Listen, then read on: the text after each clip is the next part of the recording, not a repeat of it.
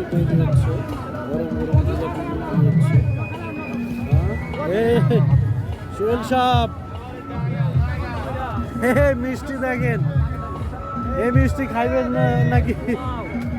হ্যাঁ, কি করলাম, কি খাইলাম আমাকে?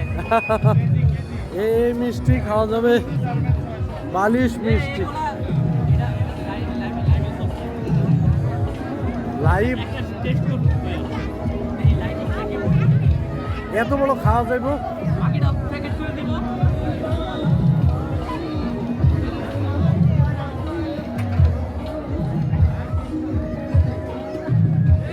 এই মিষ্টিগুলোর দাম কত স্যার? ছোটো খাইতে হবে, এটার দাম কত?